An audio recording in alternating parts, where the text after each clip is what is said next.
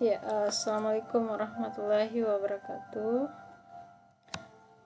Dan sampai selamat berjumpa kembali ya di pertemuan kali ini, yaitu pertemuan ke-9 ya. Jadi minggu kemarin kita sudah melaksanakan meet test ya. Dan alhamdulillah hasil meet testnya itu sudah Ibu lihat semua, dan juga ternyata yang belum ikut ya. Jadi nanti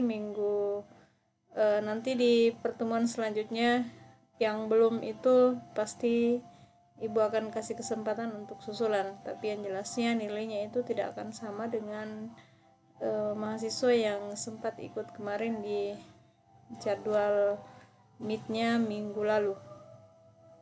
Jadi untuk pertemuan kali ini yaitu materinya tentang pengenalan Microsoft Access.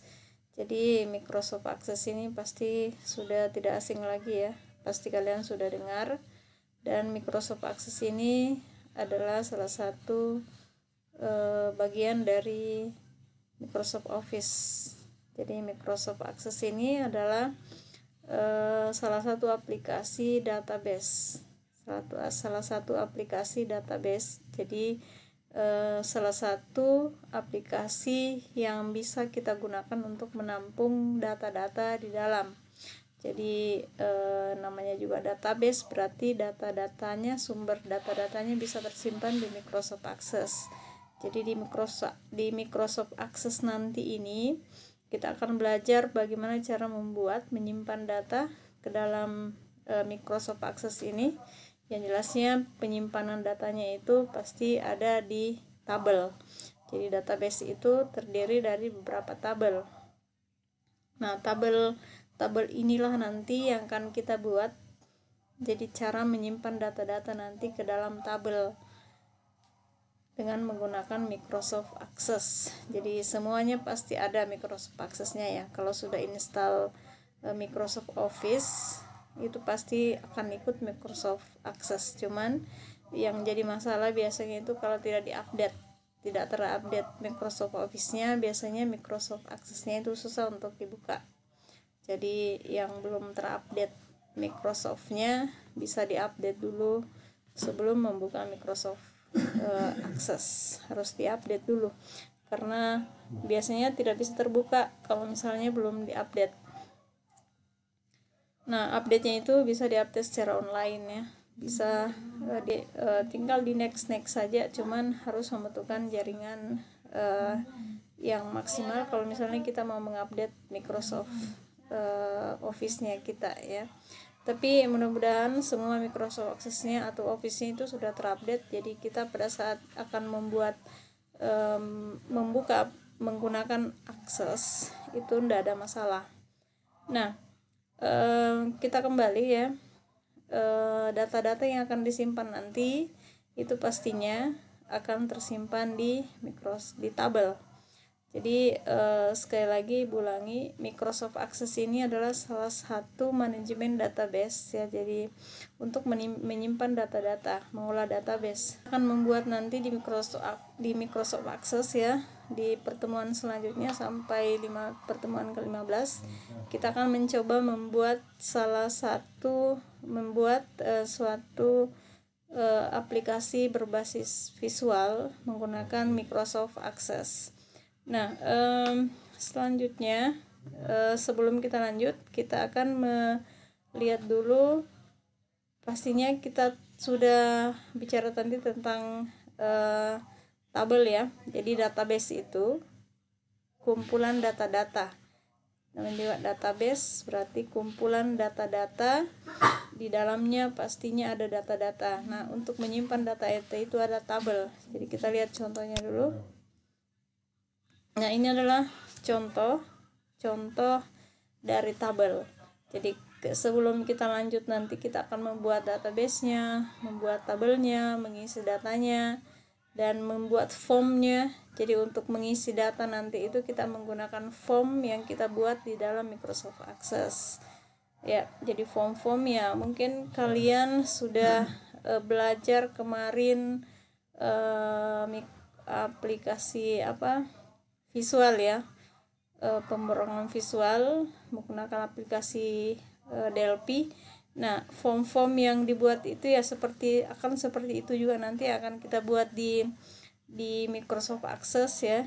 Dan pengolahan datanya itu, data-datanya itu tersimpan di Microsoft Access itu sendiri, dan formnya kita buat juga di Microsoft Access. Nah, sebelum kita lanjut pertemuan selanjutnya, kita lihat dulu bagaimana tabelnya, pembuatan tabelnya ya. Jadi kita bisa lihat di sini, ini adalah contoh tabel yang sudah Ibu buat ya. Jadi tabel ini terdiri dari beberapa, yang jelasnya tabel terdiri dari field dan record. Field dan record. Jadi field ini yang biasa kita sebut sebagai kolom. Field ini yang termasuk field di sini yang contohnya NIM, nama mahasiswa, nomor telepon, agama. Ini semua termasuk field atau kolom di dalam tabel. Nah, yang mana yang termasuk dengan record? Record itu adalah yang ini, yang di bawahnya ini. Baris pertama ini 2019, namanya Andika Pratama, nomor telepon dan agama Islam. Nah, ini termasuk record. Jadi ada 3 record di sini ya. Record. Jadi record itu adalah baris data. Jadi record itu ada value-nya ya, nilainya, nilai dari suatu baris. Itu disebut dengan record. Jadi yang jelasnya di tabel itu ada 2 ya, terdiri atas 2 bagian, ada field, ada record. Jadi fieldnya adalah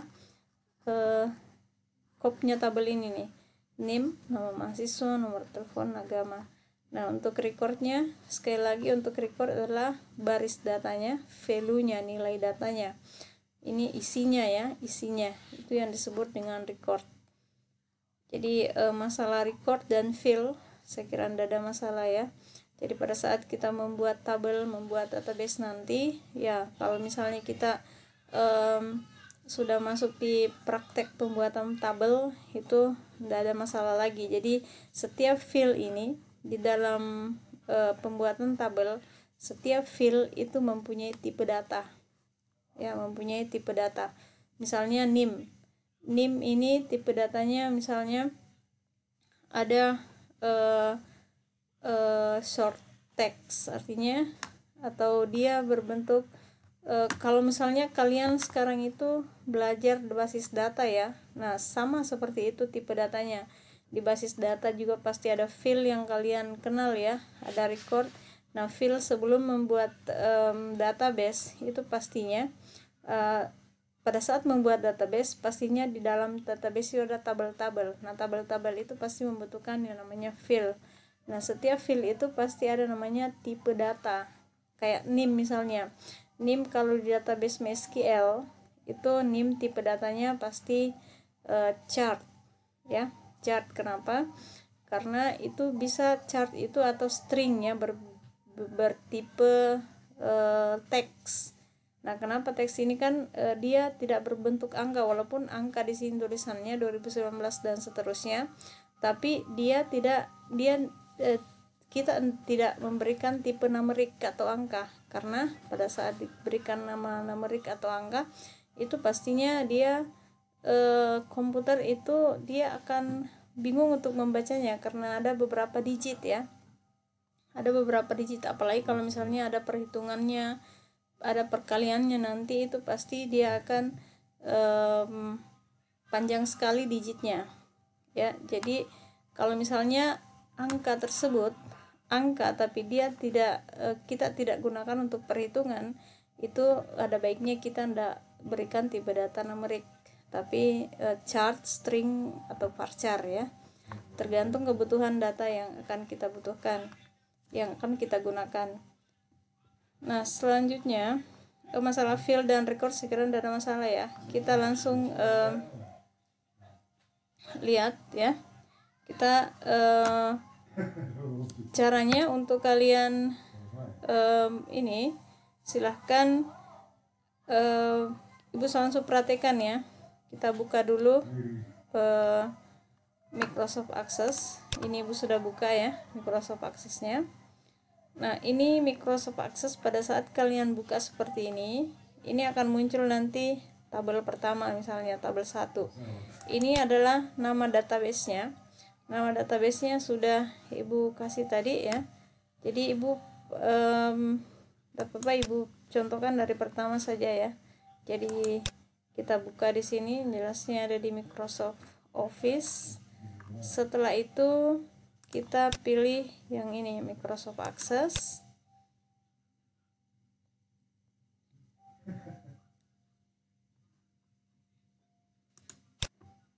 Nah, di sini kita akan diarahkan untuk memberikan nama database. Jadi terserah, tergantung kebutuhan. Misalnya kita mau simpan di dokumen saja ya. Ini dokumen.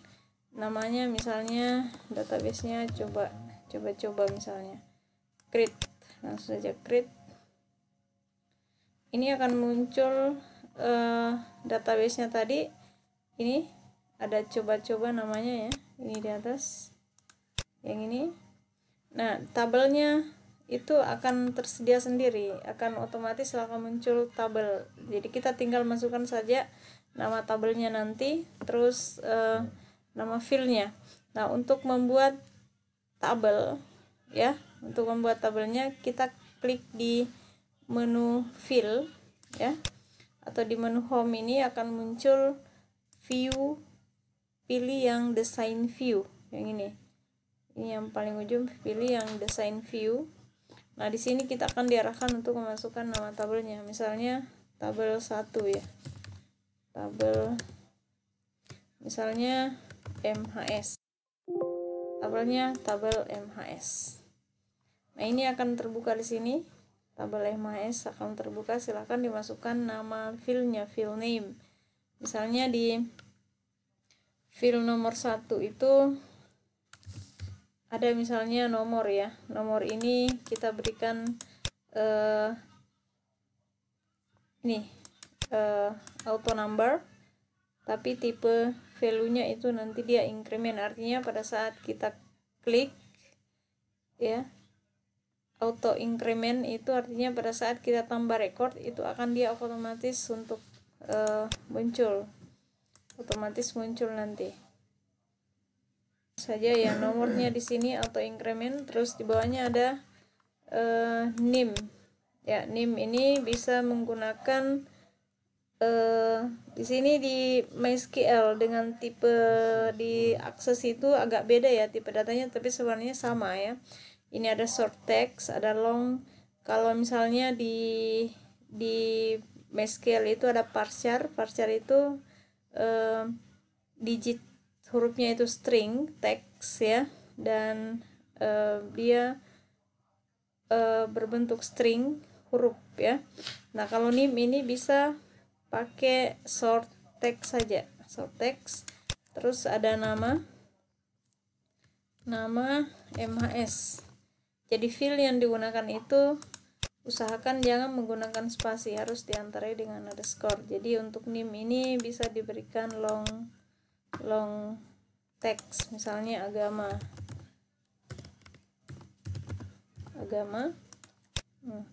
Agama ini bisa juga ini short ya.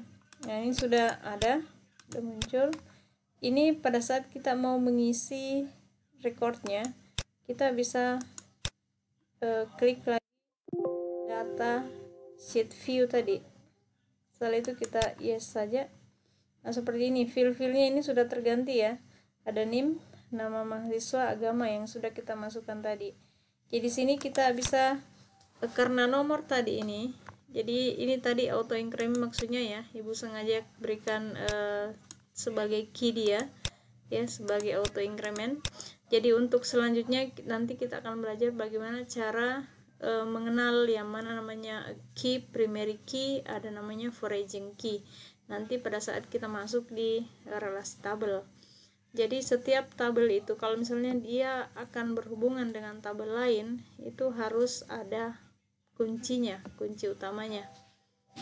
Jadi kalau ada dia mau berhubungan dengan tabel lain, pasti harus ada kunci utamanya. Karena kunci utama itu dia akan menjadi kunci tamu nanti di tabel lain, atau biasa disebut dengan foraging key. Atau foragen itu maksudnya tamu, jadi kunci tamu di tabel lain. Nah, misalnya kita isi dulu ya. Jadi untuk pertemuan ini cuma pengenalan saja.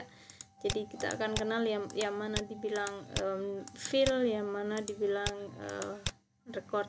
Nah, sekarang kita misalnya masukkan 2019 22 05 023. Nah, ini karena dia tadi auto increment ya, increment itu dia akan otomatis pada saat ibu sebentar masukkan di sini baris kedua, ini otomatis akan muncul nomor 2. Misalnya Ananda, agama Islam misalnya. Nah, pada saat kita ibu tap di sini akan muncul ke ini nomor selanjutnya. Misalnya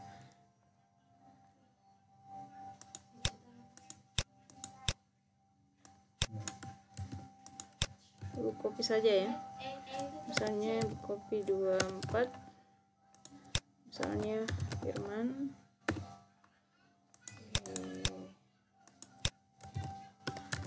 Islam. Nah, sekarang di bawahnya lagi ibu copy misalnya 25 Febrianto Everdanti misalnya ini. Nah, ini sudah ada isinya ya, sudah ada isinya 3. Nah, nanti pada saat kita membuat aplikasi visual di Microsoft Access ini, kita tidak mengisi seperti ini. Jadi nanti kita akan mengisinya di form yang sudah kita buat nantinya. Jadi untuk form itu mungkin kalian sudah lihat kemarin di Delphi ya, form seperti itu yang akan kita buat. Nanti kita akan input datanya, kita save. Nah, pada saat di save itu akan muncul di data tabel yang kita maksud tadi, misalnya tabel mahasiswa. Nah, misalnya kita nanti akan membuat nama formnya nama tabelnya tadi misalnya mahasiswa. Nah, kita masukkan nanti NIM-nya, nama tabelnya tadi mahasiswa ya, kita masukkan file-filenya, ada NIM nama mahasiswa agama, nanti kita masukkan NIM nama mahasiswa agama. Nanti pada saat klik tombol save itu akan tersimpan seperti ini di sini. Jadi kita tidak memasukkan lewat tabel itu sendiri, tapi kita nanti akan membuatnya masukkan lewat form.